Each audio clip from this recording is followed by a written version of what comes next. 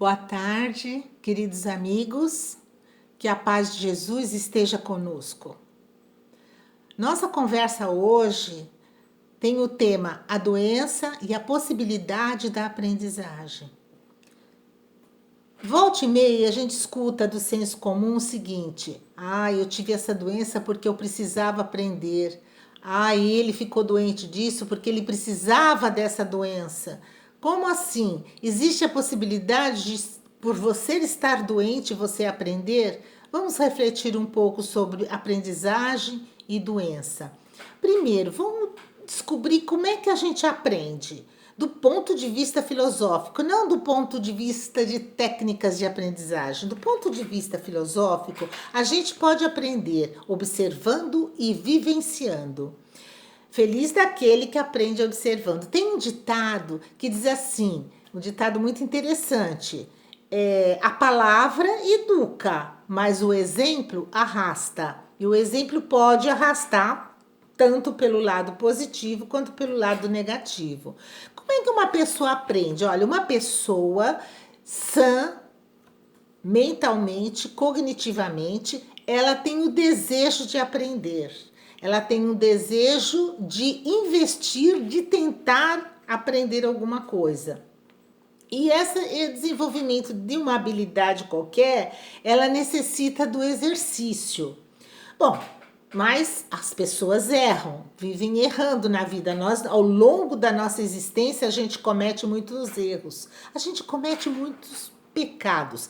E eu gostaria de entrar para uma análise dessa palavra pecado. O que quer dizer pecado, etimologicamente? Quer dizer errar o alvo.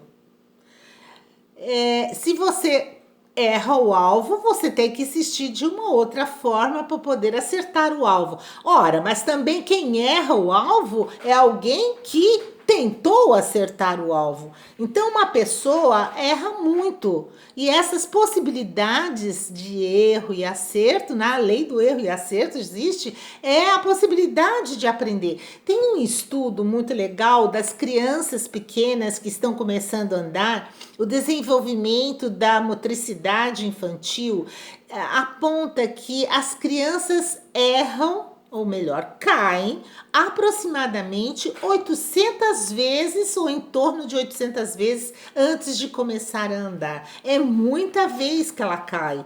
Então, ela insiste, não insiste, senão ela não andaria. E ela, até andar, ela observa os pais, ela observa as pessoas andando através do mimetismo, ou seja,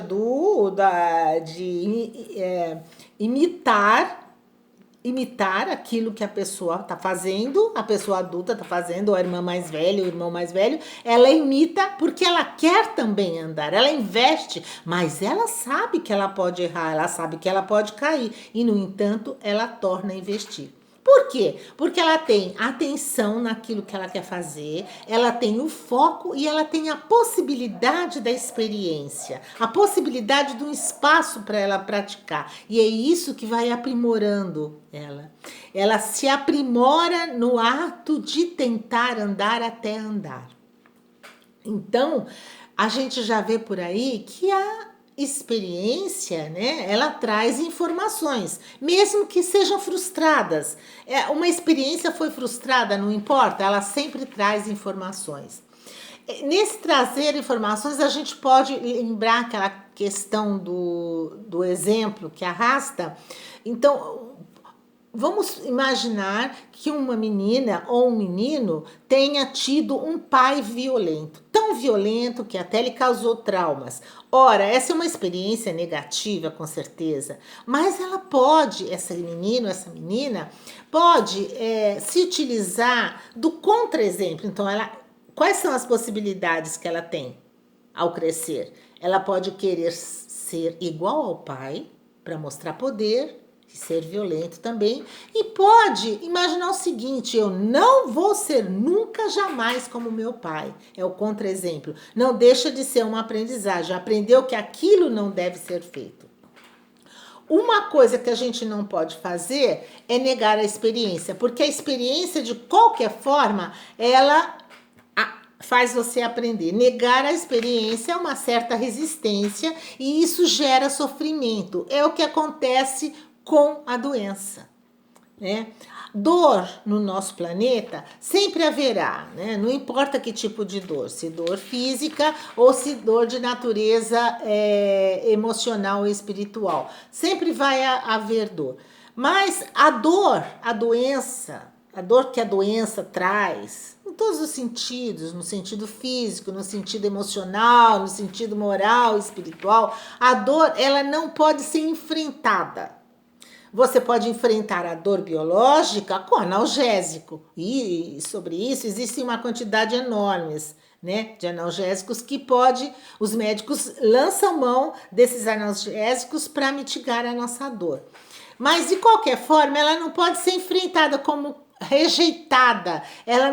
Você não pode entrar para o enfrentamento da dor, a não ser que você, física ou não, a não ser que você, em vez de enfrentá-la, você se impõe a ela. Se impor a dor é entendê-la. Não no sentido de se prostrar ao mundo, no sentido de aceitação. Não é bem isso que a gente está falando. O sofrimento vem daí, vem da dor sem aceitação, mas aceitação no sentido de compreender a dor. E é interessante que a sabedoria do senso comum trabalha em cima disso, a dor como aprendizagem. Mas de que modo? Vamos ver. Pensa no seguinte, você lembra das aulas de física da mola? Você aperta uma mola, o que acontece com a mola? Na física a gente diz que ela guardou o quê? Energia, porque você apertou, ela ficou num movimento que não era o movimento inicial, né? E ali ela guarda energia até o momento que você solta. Quando você solta, essa energia ela é liberada e a mola volta para a posição inicial. E é exatamente, o bambu também, com o vento, ele verga, aguardando, na física a gente fala que guarda energia, guardando energia, e após a parada do vento, o bambu libera essa energia e com ela vai para o eixo, para o início, para a posição inicial. Então, é isso que a doença pode trazer para nós de aprendizagem. A doença, com a dor que ela traz, ela se expressa de uma forma que pode trazer para nós a revolta, que não é um ato inteligente, porque com a nossa revolta ou sem a nossa revolta, ela vai estar presente. E essa dor, essa doença física ou moral ou espiritual, ela vai acontecer do mesmo jeito. E, portanto, o que a gente tem que fazer? A gente tem que, no momento que estamos sendo pressionados pela dor, pressionados pela doença, guardarmos aquela energia. Se você rejeita, se você enfrenta no sentido de não aceitar, você vai ter uma energia guardada e é uma perda de energia, porque no momento, logo após, você não vai valer nada essa energia guardada, vai ser uma energia dissipada, né, que não serviu para nada. Agora, se essa energia que você guardou vai ser usada para que você enfrente a dor não como rejeição, mas sim como compreensão, mas sim como aperfeiçoamento, percepção da realidade, que a gente já vai falar já, aí sim não vai haver sofrimento. Porque é exatamente isso que o sofrimento é. O sofrimento é a não aceitação. Aceitar não é se prostrar perante a dor, perante o mundo, não. Aceitar, nesse sentido, é resiliência, né? Aguentar firme. O que é ser resiliente? É aguentar, é ter capacidade de superação. Essa capacidade de superação vem dessa energia que a gente guarda no momento. Não é fácil, não é uma coisa muito simples. Ninguém está dizendo que é. Mas é um treinamento para que a doença seja para nós frutífera. Não é isso? Nós devemos então ser como a mola, porque quando pressionada, ao liberar, resgata essa energia e volta à posição inicial.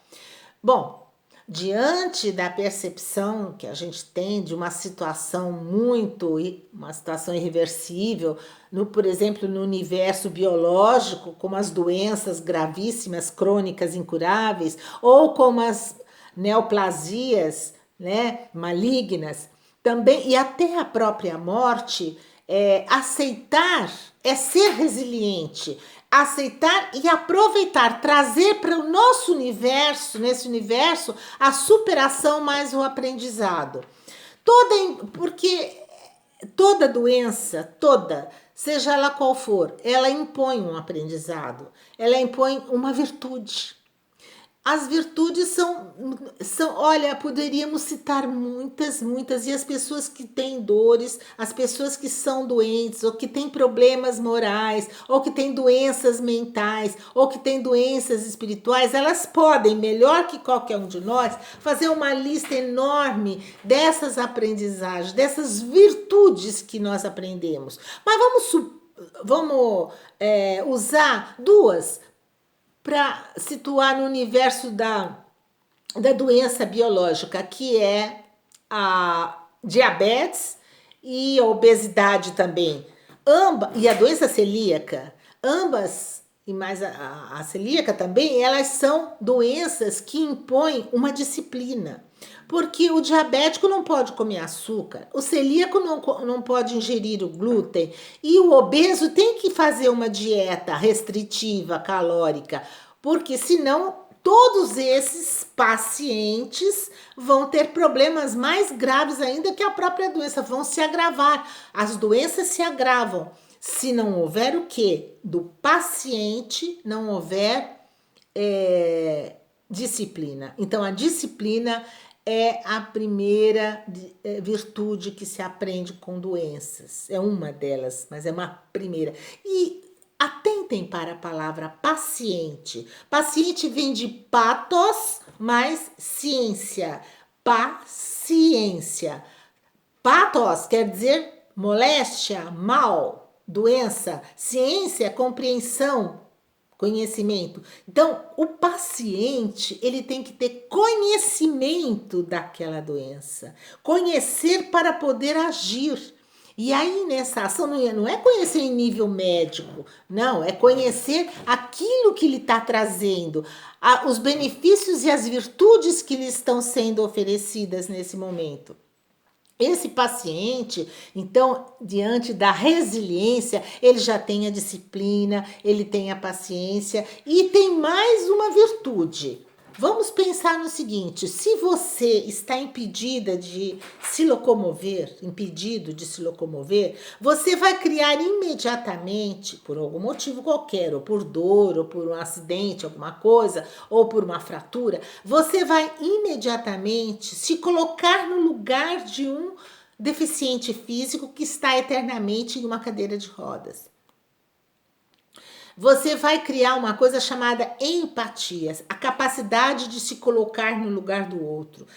A doença, provisória ou não, ela faz com que a gente crie empatia por aquelas pessoas que estão numa situação semelhante à nossa. Você ouve mais as pessoas, você percebe mais os problemas dessas pessoas e acredita mais naquilo que elas estão falando. Você fez uma cirurgia e precisou ficar com tapa-olho e se privou de uma das vistas, imediatamente você imagine se tivesse sido privada das duas. O que acontece às vezes, e nesse momento você cria uma empatia enorme com o deficiente visual. E isso daí é uma forma de aprendizagem instantânea, é quase que obrigatória, na marra. Você percebe isso, você pensa sobre isso. Bom, o nosso conhecimento, então, nesse sentido, vai alastrando, vai aumentando. Nós temos várias coisas que nós podemos desenvolver também nesse sentido da empatia, a compaixão. É interessante que as pessoas que têm compaixão, a compassividade nelas, não vem do nada, vem de experiências dolorosas, vem de experiências até reencarnatórias parecidas com as dessas outras pessoas, e aí se instala aquilo que a gente chama de solidariedade compassiva. Você entende melhor e sabe que essas doenças, elas são passíveis de acontecer com qualquer um de nós. Nessa encarnação eu tenho pernas e ando, na outra eu posso não tê-las. Então, a sua compassividade é diretamente proporcional com as experiências dolorosas que você já teve em outras encarnações e até nessas. Então, é uma aprendizagem. Eu citei as principais, genéricas: paciência, disciplina, empatia e compaixão. Bom, então, agora como é que a gente vê, né? Eu já falei sobre a questão da resiliência, da superação, e nesse sentido, o paciente, que é aquele que conhece a sua doença, percebe, tem uma percepção espiritual, vamos dizer assim, da sua doença, uma disciplina, ele vai além, né? Porque ele aprende. É junto com a aprendizagem da superação que também vem outro tipo de aprendizagem. Doutor Iandoli, médico espírita, ele fala uma coisa muito, muito interessante. Ele fala que há pacientes que morrem curados. Como é que pode isso, né? O que é morrer curado? É morrer ciente do que foi que aconteceu com ele. Ele é um paciente, ou seja, ele sabe, ele teve conhecimento da doença dele, ele não entrou para o enfrentamento, não se revoltou, né? E e aprendeu. Então, nesse momento, ele morreu sem pecado, entre aspas, no sentido que o pecado tem, né? Porque o pecado, ele tem aqueles sentidos que eu falei, né? O primeiro sentido é o sentido hebraico, shatat, que quer dizer errar o alvo. Outro sentido, né? O mesmo sentido, mas em outra língua, em hebraico, em grego, amárcia, que quer dizer sair da rota. O outro é em latim, peccare, que quer dizer perder o pé, cair, errar. Bom, cada vez que nós saímos desse caminho, a gente está cometendo um erro, um pecado nesse sentido. Vamos pensar agora o que o doutor Iandoli falou, do paciente morrer curado, porque esse paciente que pecou, conforme eu expliquei agora, ele aprendeu.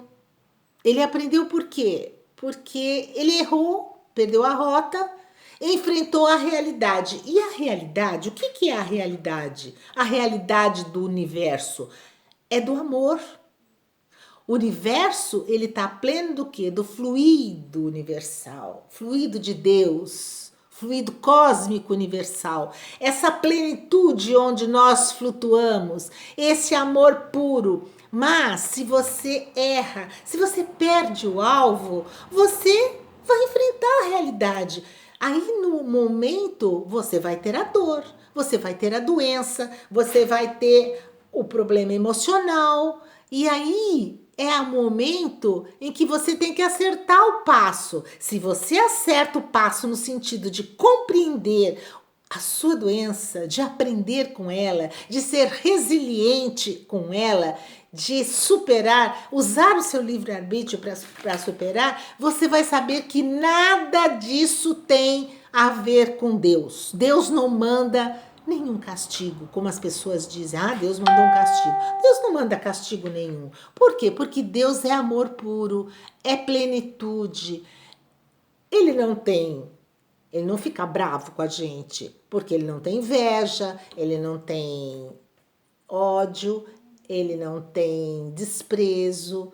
Tudo isso que a gente tem, esses desamores, não existe quando a gente fala a palavra Deus. Deus é amor puro, exatamente por ele ser amor puro e por esse fluido, por essa energia pura estar no universo à nossa mercê e a gente vai pelo caminho e dissipa um outro tipo de energia e nós sentimos então o quê?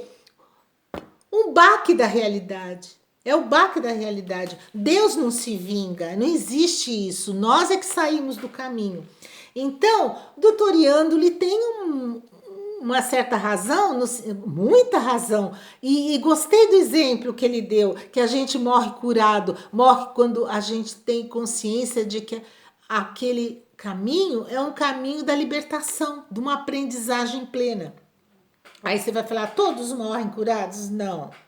É aquela história da sala de aula, né? Alguns aluninhos ali aprendem na sala de aula, uma grande maioria, mas alguns não aprendem. Então eles não vão morrer curados e, portanto, eles terão que voltar para aprender novamente aquela lição que não foi aprendida. Uma coisa também que me perguntam quando eu falo sobre a doutrina, pessoas que não conhecem a doutrina muito bem perguntam, mas então se é para isso que a gente volta e reencarna, que trabalheira, por que Deus não, que foi o nosso Criador, né, que é a causa primária de todas as coisas, o amor na sua plenitude, por que ele não nos criou já perfeitos e puros? Bom, primeiro, que ele nos criou passíveis de sermos perfeitos, ou seja, ele nos criou perfectíveis. Se ele nos criasse já prontos, não iria ter mudança nenhuma, seríamos todos iguaizinhos, todos iguais. E não existiria o uso daquilo que é nosso maior bem, o nosso maior bem que é a nossa liberdade. E assim, por mais que a gente ame os animais, já falei isso uma vez, eles não têm liberdade nenhuma, eles são totalmente determinados. Eles não agem pensando isso é certo ou errado. Nós temos o livre-arbítrio, nós temos a nossa consciência que não morre quando morremos. A consciência continua no nosso espírito. E na presença da consciência, que eu falo que é o nosso grilo falante, na presença desse grilo falante, todos os dias nós erramos. E nós sabemos que é o erro. Na percepção do erro, nós temos que acertar o alvo, não errar o alvo.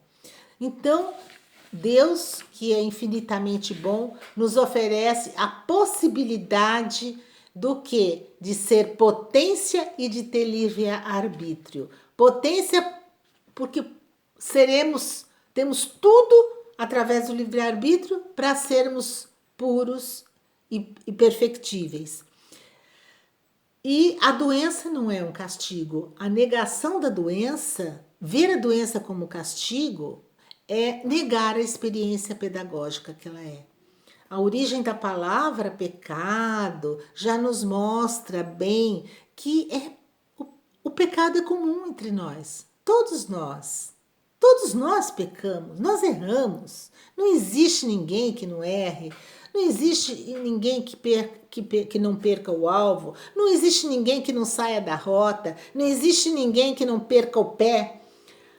Pessoas todas desse planeta são passíveis de errar. A competência de entender o erro e de assimilar através da doença é magnífica. É magnífica. Aprender, ter um lado pedagógico, saber que nós temos outras opções, nós temos outra chance e que podemos, quanto mais aproveitarmos as nossas doenças, sejam elas físicas ou emocionais ou espirituais, mais rapidamente nós vamos superar.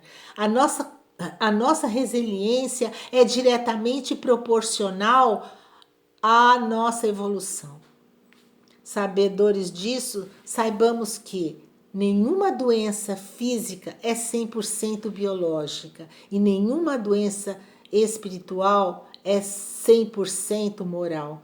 Desse modo, elas estão entrelaçadas. E isso nos mostra o nosso perispírito, que ao reencarnarmos trazemos marcas dessas doenças e possibilidades de aprender mais uma vez.